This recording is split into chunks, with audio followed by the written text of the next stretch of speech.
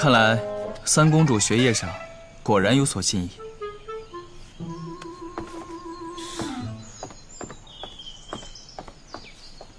来，进。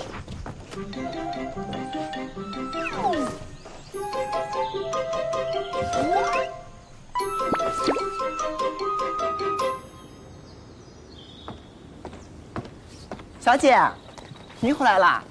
您这什么味儿啊？都给我滚！谁让你们过来的？竟然敢嫌弃我！你总跟三公主置什么气呀？她毕竟是城主的女儿。我就是不服气，楚楚哪儿都比她强，城主总是宠着陈芊芊，总是挑楚楚的刺儿。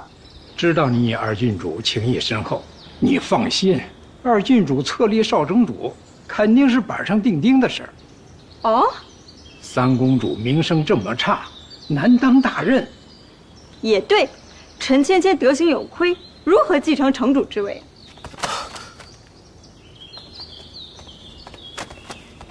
等等，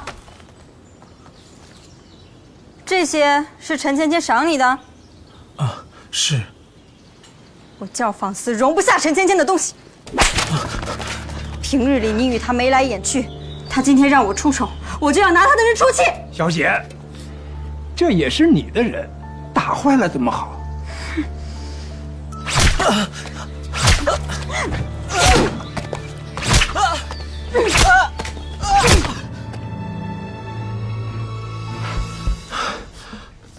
林七打你了？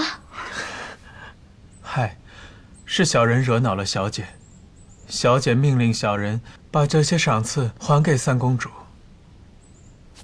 这林七分明就是送你来跟我示威的。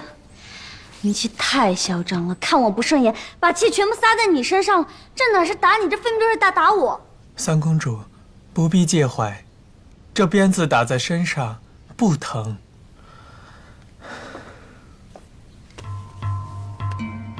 但是若惹三公主动怒，我苏木会心疼的。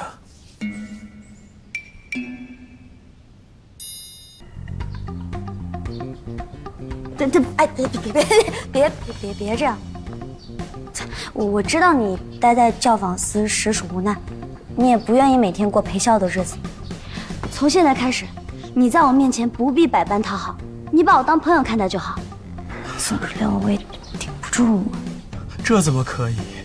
小人身为一介越人，身份低微，怎敢与三公主以朋友相称？越人又不是你选的，要是可以的话，谁不想像裴恒一样，出身就是名门望族，不用为生计发愁。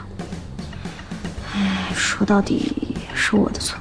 三公主切莫自责，这些小伤不打紧，但是这些赏赐，苏木是不敢再收了。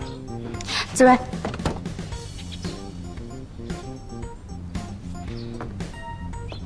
你回去，林七可能还会再为难你的。可小人毕竟还是教坊司的人呢。